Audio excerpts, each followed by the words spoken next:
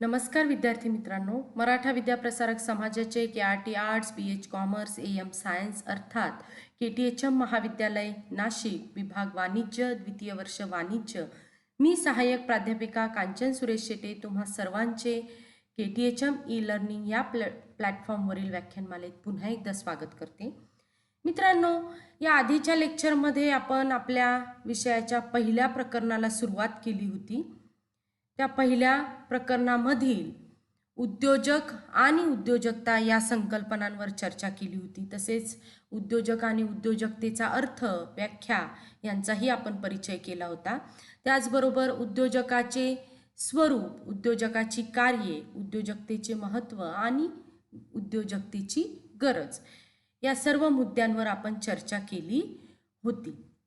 आज आपण बेरोजगारीची किंवा बेकारीची समस्या ही संकल्पना जाणून घेणार आहोत. चला तर मग बेरोजगारी म्हणजे काय हे आपण जाणून घेऊया. मित्रांनो, भारतात बेरोजगारीची समस्या ही महत्त्वाची ठरली आहे. देशातील रोजगाराच्या उपलब्धतेवर देशाचा आर्थिक विकास अवलंबून हा असतो. दरडोई उत्पन्नावर रोजगाराचा परिणाम होतो. रोजगार नसल्यास उत्पन्न मिळत नाही. दारिद्र्य रेषेखालील व्यक्तींच्या संख्येत यामुळे भर पडते. बेरोजगारीमुळे सामाजिक असंतोष निर्माण होतो आणि त्यामुळे रोजगार संधी निर्माण करून बेरोजगार कमी करणे हे देशाच्या आर्थिक विकासाचे प्रमुख उद्दिष्ट असते. मित्रांनो, या बेरोजगारीचा अर्थ आपण समजून घेऊया किंवा याची व्याख्या आपण जाणून घेऊया. JM केन्स यांनी 2 व्याख्या केलेल्या आहे. या अर्थतज्ञाच्या मते प्रचलित वेतनावर काम करण्याची इच्छा व पात्रता असूनही रोजगार मिळत नसेल तर अशा स्वरूपाची बेरोजगारी ही अनैच्छिक बेरोजगारी होय. दुसरी व्याख्या आहे ती म्हणजे प्रचलित वेतनावर रोजगार उपलब्ध असूनही रोजगार नाकारल्यास अशा बेरोजगारीस ऐच्छिक बेरोजगारी असे म्हणतात. मित्रांनो, ग्रामीण भागात प्रामुख्याने हंगामी रोजगारी म्हणजेच वर्षातील काही दिवस रोजगार आणि छुपी बेरोजगारी असे प्रकार आढळतात.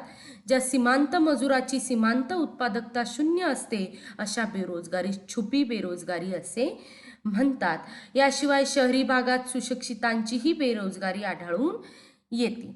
आता आपण बेरोजगारीची विविध प्रकार अभ्यासूया. बेरोजगारीचे काही प्रकार आपल्या अभ्यासक्रमात दिलेले आहे. पहिला प्रकार आहे हंगामी बेरोजगारी. ग्रामीण भागातील कृषी क्षेत्रात हंगामी बेरोजगारी दिसून येते आणि ग्रामीण भागातील शेतमजुराला वर्षातील 90 ते 100 दिवस रोजगार मिळत नाही, कारण शेतीचे स्वरूप हंगामी आहे. हंगामी बेरोजगारीला अर्ध बेरोजगारी असेही म्हटले जाते. दुसरा प्रकार आहे छुपी बेरोजगारी. याआधीच आपण बघितलं की ज्यावेळी शेती उत्पादनात शेतमजुराकडून कोणतीही उत्पादनात वाढ होत नाही तेव्हा त्यास छुपी बेरोजगारी असे म्हटले जाते. अर्थशास्त्रीय भाषेत शेतमजुराची सीमांत उत्पादकता शून्य असल्यास त्यास छुपी बेरोजगारी असे म्हणतात. पुढचा प्रकार आहे खुली बेरोजगारी. मित्रांनो, चालू वेतनावर काम करण्याची इच्छा आणि पात्रता असूनही ज्यावेळी रोजगार नाही अशा व्यक्तींचा उल्लेख खुल्या बेरोजगारीत केला जातो. पुढचे प्रकार आहे सुशिक्षितांची बेरोजगारी. यामध्ये अशा प्रकारची बेरोजगारी प्रामुख्याने शहरी भागात दिसून येते. सुशिक्षित बेरोजगारात माध्यमिक व उच्च माध्यमिक, शालांत परीक्षा, पदवी व पदव्युत्तर परीक्षा उत्तीर्ण झालेल्या व्यक्तींचाही समावेश केला जातो. पुढचा प्रकार आहे रचनात्मक बेरोजगारी. अर्थव्यवस्थेत रचनात्मक बदल झाल्यास, दोष असल्यास अशा प्रकारची रचनात्मक बेरोजगारी निर्माण होते. उदाहरणार्थ, संगणकाच्या वापरामुळे बेरोजगारी निर्माण होऊ शकते. त्याचप्रमाणे रोजगाराच्या शक्यता व संधीही निर्माण होतात. अर्थव्यवस्थेत तंत्रज्ञानात्मक किंवा धोरणात्मक बदल झाल्यास त्यामुळे निर्माण होणाऱ्या बेरोजगारीस रचनात्मक बेरोजगारी असे म्हणतात. पुढचा प्रकार आहे तो म्हणजे घर्षणात्मक बेरोजगारी. मित्रांनो, उत्पादन संस्थेच्या धोरणात्मक बदलामुळे किंवा मागणी किंवा उत्पादन तंत्र यात बदल झाल्यास अथवा कामगारांनी अन्य व्यवसायात किंवा उत्पादन संस्थेत नव्याने काम स्वीकारायचे ठरविल्यास काही काळासाठी कामगारास बेरोजगार व्हावे लागते. यास घर्षणात्मक बेरोजगारी असे म्हणतात. पुढचा प्रकार आहे न्यून बेरोजगारी. मित्रांनो, विशिष्ट कौशल्य असलेली व्यक्ती जर तिच्या क्षमतेपेक्षा कमी वेतनावर काम करीत असेल किंवा अर्धवेळ काम करीत असेल तर त्यास न्यून बेरोजगारी असे म्हणतात. न्यून बेरोजगारीमुळे कामगाराच्या कौशल्याचा, अनुभवाचा व शिक्षणाचा पुरेपूर वापर उत्पादन कार्यात होत नाहीत. आणि शेवटचा प्रकार आहे तो म्हणजे चक्रीय बेरोजगारी. व्यापार चक्रांमुळे निर्माण होणाऱ्या बेरोजगारीस चक्रीय बेरोजगारी असे म्हणतात. आर्थिक मंदीच्या काळात उत्पादनात घट होते, परिणामी रोजगारही घटतो. अशा प्रकारच्या बेरोजगारीचा उल्लेख चक्रीय बेरोजगारी असा केला जातो. मित्रांनो, यानंतर आपण बेरोजगारीची कारणे बघणार आहोत. त्यात पहिलं कारण आहे ते म्हणजे औद्योगिकीकरणाचा मंद वेग. मित्रांनो, औद्योगिकीकरणाचा मंद वेग हे बेरोजगारीचे सर्वांत महत्त्वाचे कारण आहे. पंचवार्षिक योजनेच्या सुरुवातीच्या वर्षात मूलभूत व अवजड उद्योगांवर भारताने भर दिला. उपभोग्य वस्तूंचे उत्पादन व पायाभूत सेवा व सुविधा याकडे भारताचे दुर्लक्ष झाले. 1911 नंतर भारताने नवीन औद्योगिक धोरणाचा पुरस्कार केलेला आहे. त्यानंतर रोजगाराच्या नवीन संधी निर्माण होत आहेत. तसेच भारताच्या स्थूल राष्ट्रीय उत्पादन वाढीचा दरही कमी होतो. यामुळे रोजगारावर अनिष्ट परिणाम झालेला दिसतो. यानंतर पुढचं कारण आहे बेरोजगारीचं ते म्हणजे अतिरिक्त लोकसंख्या. मित्रांनो, आपल्याला माहित आहे भारताची लोकसंख्या 2011 मध्ये 120 कोटी होती, जी आता वाढलेली आहे. अतिरिक्त लोकसंख्येचा भार उत्पन्न, उत्पादन व रोजगार यावर पडतो.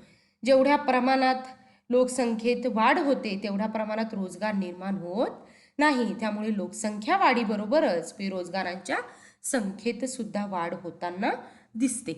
पुढचं कारण आहे कृषी क्षेत्रावरील भर.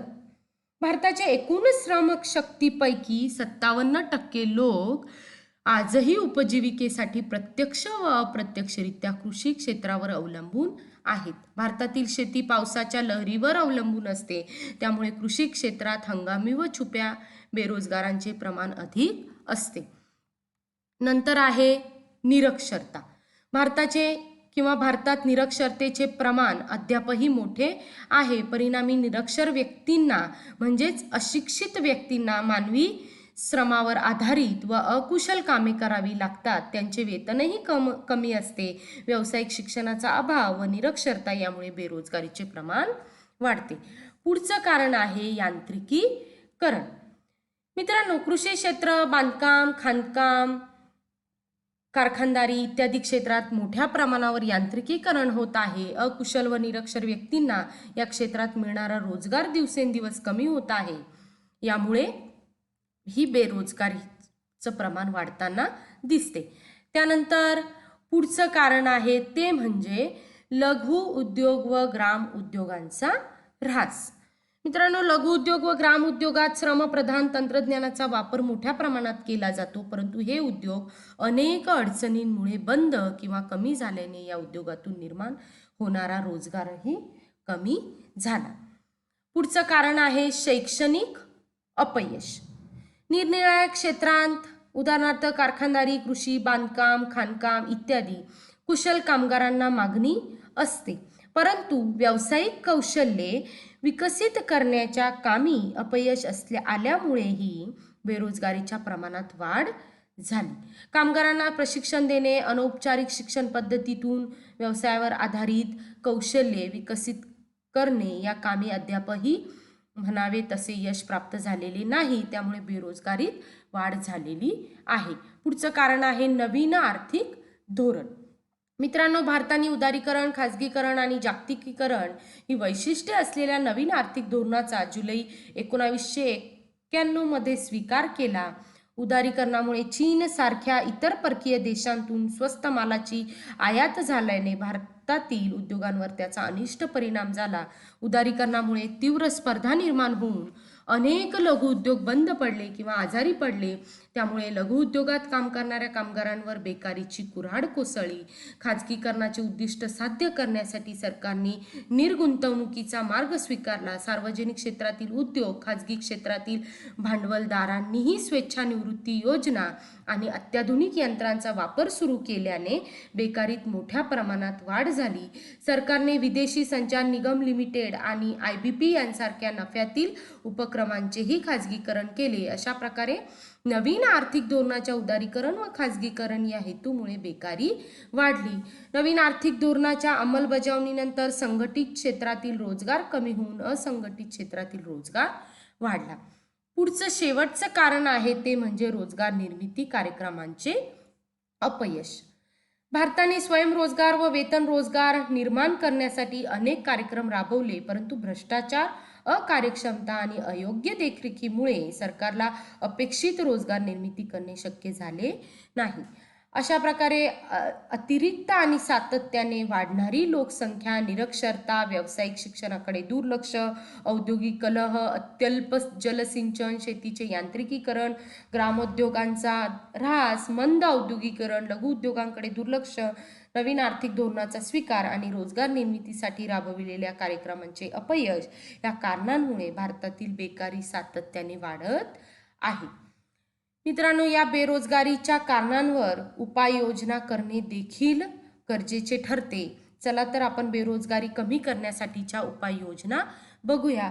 पहिली उपाययोजना आहे ती म्हणजे महात्मा गांधी राष्ट्रीय ग्रामीण रोजगार हमी योजना. मित्रांनो, शारीरिक श्रम स्वेच्छेने करण्याची तयारी असलेल्या व्यक्तीस वर्षातील किमान 100 दिवस रोजगार पुरवण्याची हमी या योजनेद्वारे देण्यात आलेली आहे. मनरेगा या संक्षिप्त नावाने ही योजना ओळखली जाते. 2005 मध्ये या योजनेत सरकारने कायद्याचे स्वरूप दिले. 2006 पासून देशातील 200 जिल्ह्यांमध्ये ही योजना राबवण्यात येत असून क्रमाक्रमाने ती देशभर लागू केली जात आहे.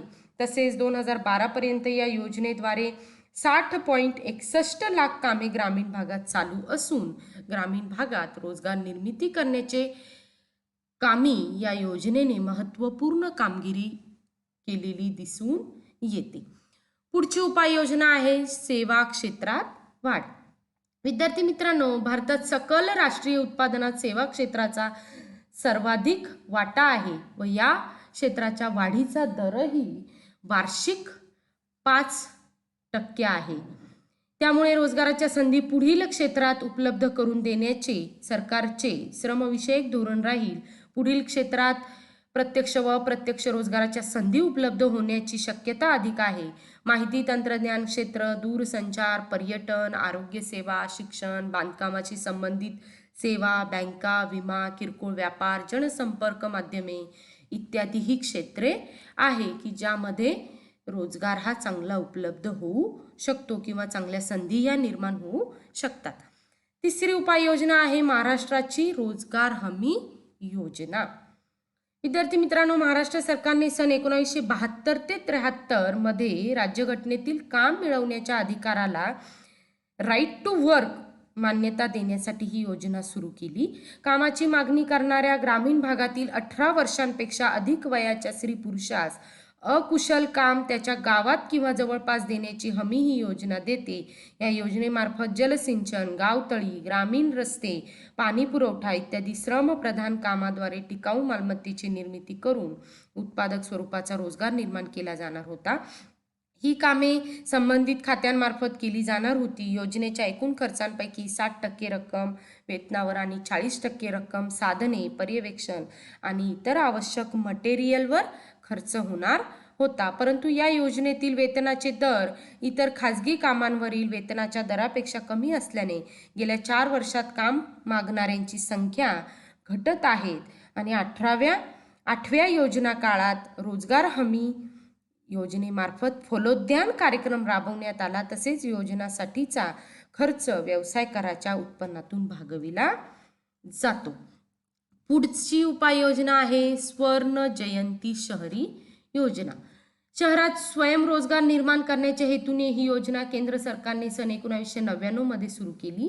शहरी स्वयंरोजगार कार्यक्रम व शहरी वेतन रोजगार कार्यक्रम यांच्या एकत्रीकरणातून ही योजना अस्तित्वात आली होती. योजनेवर सन 1997-98 ते 1999-2000 या काळात 353 कोटी रुपये खर्च करून 218 दशलक्ष मनुष्य दिवस रोजगार निर्माण करण्यात आला. पुढची उपाययोजना आहे ती म्हणजे राष्ट्रीय आयोगाची स्थापना. मित्रांनो, असंघटित क्षेत्रातील उद्योग व व्यवसाय यासाठी 2008 मध्ये सरकारने हा राष्ट्रीय आयोग स्थापन केला आहे. देशातील एकूण श्रमशक्तीपैकी 93% श्रमशक्ती ही या असंघटित क्षेत्रात काम करते. असंघटित क्षेत्रातील व्यवसायांच्या विकासामुळे मोठ्या प्रमाणावर रोजगार निर्मिती होऊ शकते. हे लक्षात घेऊन या राष्ट्रीय आयोगाने 13 कुलमी कार्यक्रम सुचवलेला आहे. सरकारच्या श्रम धोरणात याचा समावेश केलेला आहे. अशा पद्धतीने आज आपण बेरोजगाराची कारणे, त्याची उपाययोजना आणि बेरोजगारी म्हणजे काय, बेरोजगारीचे प्रकार, अशा विविध मुद्द्यांचा या लेक्चरमध्ये आपण विचार केलेला आहे. आज आपण इथेच थांबूया आणि पुढच्या लेक्चरमध्ये भेटूया. धन्यवाद.